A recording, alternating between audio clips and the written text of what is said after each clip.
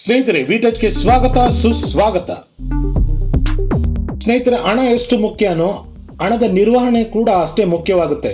ಹಾಗಾಗಿ ಒಂದು ನಿರ್ದಿಷ್ಟ ವರ್ಷದಲ್ಲಿ ಆದಾಯ ಮತ್ತು ಖರ್ಚುಗಳ ಸಮ್ಮಿಲನವನ್ನ ಬಜೆಟ್ ಅಂತ ಕರೆಯಬಹುದಾಗಿದೆ. ಬಜೆಟ್ ನಲ್ಲಿ ವೈಯಕ್ತಿಕ ಬಜೆಟ್ ಇರ್ಬೋದು, ಅಥವಾ ಕುಟುಂಬದ ಬಜೆಟ್ ಇರ್ಬೋದು, ಅಥವಾ ರಾಜ್ಯದ ಬಜೆಟ್ ಇರ್ಬೋದು, ಅಥವಾ ದೇಶದ ಬಜೆಟ್ ಇರ್ಬೋದು. ಬಜೆಟ್ ಅನ್ನೋದು ಬಹಳ ಮುಖ್ಯವಾಗಿರುತ್ತದೆ. ವಿಶ್ವದ ಅತಿ ದೊಡ್ಡ ಪ್ರಜಾಪ್ರಭುತ್ವ ರಾಷ್ಟ್ರವಾದ ಭಾರತದಲ್ಲಿ ಪ್ರತಿ ವರ್ಷ ಬಜೆಟ್ ಅನ್ನು ಮಂಡಿಸಲಾಗುತ್ತದೆ. ಕೇಂದ್ರ ಸರ್ಕಾರದ ಈ ಬಜೆಟ್ ಅನ್ನ ವಿತ್ತ ಸಚಿವರು ಮಂಡನೆ ಮಾಡುತ್ತಾರೆ. ಒಂದು ನಿರ್ದಿಷ್ಟ ವರ್ಷದಲ್ಲಿ ಸರ್ಕಾರ ಖರ್ಚು ಮಾಡಲು ಉದ್ದೇಶಿಸಿರುವ ಮೊತ್ತ ಮತ್ತು ಅದಕ್ಕೆಂದು ಒಟ್ಟುಗೂಡಿಸಿಕೊಳ್ಳುವ ಆದಾಯಗಳ ವಿವರವನ್ನ ಬಜೆಟ್ ಎಂದು ಕರೆಯಲಾಗುತ್ತದೆ. ಈ ಬಾರಿ ಬಜೆಟ್ ಅನ್ನ ನಮ್ಮ ರಾಜ್ಯದ ರಾಜ್ಯಸಭೆಯಿಂದ ಆಯ್ಕೆಯಾಗಿರುವ ಹಾಗೂ ತಮಿಳುನಾಡಿನ ನಿರ್ಮಲಾ ಸೀತಾರಾಮನ್ ಅವರು ಮಂಡಿಸಲಿದ್ದಾರೆ. ಇವರು ಸತತವಾಗಿ 7ನೇ ಬಾರಿಗೆ ಬಜೆಟ್ ಅನ್ನ ಮಂಡಿಸ್ತಾ ಇದ್ದಾರೆ. ಭಾರತದಲ್ಲಿ ಮೊದಲ ಬಜೆಟ್ ಯಾವಾಗ ಆರಂಭ ಆಯಿತು, ಮೊದಲ ಬಜೆಟ್ ಮಂಡಿಸಿದವರು ಯಾರು, ಬಜೆಟ್ ಮಂಡಿಸಿದ ಮೊದಲ ಮಹಿಳೆ ಯಾರು, ಇದ್ರ ಬಗ್ಗೆ ಸಂಕ್ಷಿಪ್ತವಾಗಿ ತಿಳ್ಕೊಳ್ಳೋಣ. ಒಂದು ವರ್ಷದಲ್ಲಿ ಸರ್ಕಾರಕ್ಕೆ ಎಲ್ಲಾ ಮೂಲಗಳಿಂದ ಲಭ್ಯವಾಗುವಂತಹ ಆದಾಯ ಅಥವಾ ಲಾಭ, ಅದನ್ನ ಯಾವ್ಯಾವ ವಲಯಗಳಿಗೆ ಯಾವ್ಯಾವ ಉದ್ದೇಶಗಳಿಗೆ ಸರ್ಕಾರ ಖರ್ಚು ಮಾಡಲಿದೆ ಅನ್ನೋದನ್ನ ವಿವರಿಸುವಂತ ಒಂದು ಸಮಗ್ರ ವರದಿ ಅಥವಾ ದಾಖಲೆ, ಇದನ್ನ ನಾವು ಬಜೆಟ್ ಅಂತ ಕರಿತೇವೆ. ಭಾರತದಲ್ಲಿ ಮೊದಲ ಬಜೆಟ್ ಸ್ವಾತಂತ್ರ್ಯ ಪೂರ್ವ ಅಂದ್ರೆ ಬ್ರಿಟಿಷ್ ಕಾಲದಲ್ಲಿ 1860ರಲ್ಲಿ ಮಂಡನೆ ಮಾಡಲಾಯಿತು. ಈ ಮೊದಲ ಬಜೆಟ್ ಅನ್ನ ಮಂಡನೆ ಮಾಡಿದವರು ಸ್ಕಾಟಿಷ್ ಎಕನಾಮಿಸ್ಟ್ ಜೇಮ್ಸ್ ವಿಲ್ಸನ್ ಅವರು.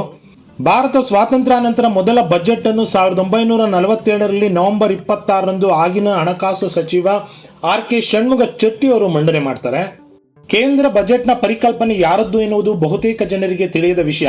ಪ್ರೊಫೆಸರ್ ಪ್ರಶಾಂತ್ ಚಂದ್ರ ಮಹಲಾನೋಬಿಸ್ ಅವರು ಯೂನಿಯನ್ ಬಜೆಟ್ನ ಪರಿಕಲ್ಪನೆಯ ಹುಟ್ಟು ಹಾಕಿದವರು. ಇವರು ಭಾರತದ ಖ್ಯಾತ ವಿಜ್ಞಾನಿ ಹಾಗೂ ಸಂಖ್ಯಾಶಾಸ್ತ್ರರಾಗಿದ್ದರು. ಅಲ್ಲದೆ ಭಾರತದಲ್ಲಿ ಪ್ಲಾನಿಂಗ್ ಕಮಿಷನ್ನ ಮುಖ್ಯ ಸದಸ್ಯರು ಆಗಿದ್ರು.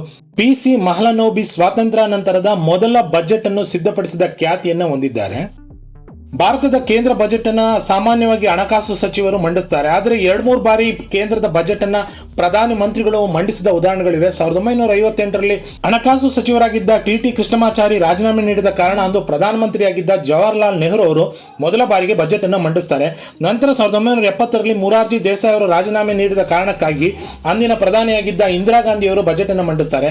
ನಂತರದಲ್ಲಿ 1987-88ರಲ್ಲಿ ಹಣಕಾಸು ಸಚಿವರಾಗಿದ್ದ VP ಸಿಂಗ್ ರಾಜೀನಾಮೆ ನೀಡಿದ್ದ ಕಾರಣಕ್ಕಾಗಿ ಅಂದಿನ ಪ್ರಧಾನಮಂತ್ರಿ ರಾಜೀವ್ ಗಾಂಧಿ ಅವರು ಬಜೆಟ್ ಅನ್ನು ಮಂಡಿಸ್ತಾರೆ. ಹೀಗಾಗಿ 3 ಸಂದರ್ಭಗಳಲ್ಲಿ 3 ಪ್ರಧಾನಮಂತ್ರಿಗಳು ಬಜೆಟ್ ಅನ್ನು ಮಂಡಿಸಿದ್ದಾರೆ ಹಾಗೂ 3 ನೆಹರು ಕುಟುಂಬಕ್ಕೆ ಸೇರಿದವರಾಗಿರುವುದು ವಿಶೇಷವಾಗಿದೆ.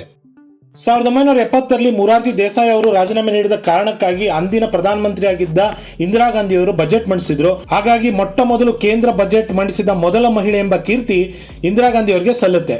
ಇವರ ನಂತರ ಭಾರತದ ಬಜೆಟ್ ಮಂಡಿಸಿದ 2ನೇ ಮಹಿಳೆ ಅಂದರೆ ಅದು ನಿರ್ಮಲಾ ಸೀತಾರಾಮನ್ ಅವರು. ಇವರು ಸತತವಾಗಿ 7ನೇ ಬಾರಿಗೆ ಬಜೆಟ್ ಅನ್ನ ಮಂಡಿಸ್ತಾ ಇದ್ದಾರೆ. ಅತಿ ಹೆಚ್ಚು ಬಾರಿ ಬಜೆಟ್ ಅನ್ನ ಮಂಡಿಸಿದ ಕೀರ್ತಿ ಯಾರಿಗಪ್ಪ ಅಂದ್ರೆ ಅದು ಮೊರಾರ್ಜಿ ದೇಸಾಯಿ ಅವರಿಗೆ. ಅವರು 10 ಬಾರಿ ಬಜೆಟ್ ಅನ್ನ ಮಂಡಿಸಿದ್ದಾರೆ. ಇವರ ನಂತರದಲ್ಲಿ P ಚಿದಂಬರಂ ಅವರು 9 ಬಾರಿ ಹಾಗೂ ಪ್ರಣಬ್ ಮುಖರ್ಜಿ ಅವರು 8 ಬಾರಿ ಬಜೆಟ್ ಅನ್ನ ಮಂಡಿಸಿದ್ದಾರೆ. ಕೇವಲ 171.15 ಕೋಟಿ ಕೊರತೆಯ ಬಜೆಟ್ ಇಂದ ಆರಂಭವಾದಂತಹ ಭಾರತದ ಬಜೆಟ್ ಇಂದು 11.25 ಲಕ್ಷ ಕೋಟಿಯವರೆಗೆ ತಲುಪಿದೆ ಅಂದ್ರೆ ಅದು ವಿಶ್ವದಲ್ಲಿ ಭಾರತದ ಪ್ರಗತಿಯ ಸಂಕೇತವೆಂದು ಹೇಳಬಹುದಾಗಿದೆ. ಸ್ನೇಹಿತರೆ, ಮತ್ತೊಂದು ಸಂಚಿಕೆಯೊಂದಿಗೆ ಮತ್ತೊಮ್ಮೆ ನಿಮ್ಮನ್ನು ಭೇಟಿಯಾಗುತ್ತೇನೆ. ವಿಟಚ್ ಅನ್ನು ಲೈಕ್ ಮಾಡಿ, ಶೇರ್ ಮಾಡಿ, ಸಬ್ಸ್ಕ್ರೈಬ್ ಮಾಡಿ. ಧನ್ಯವಾದಗಳು.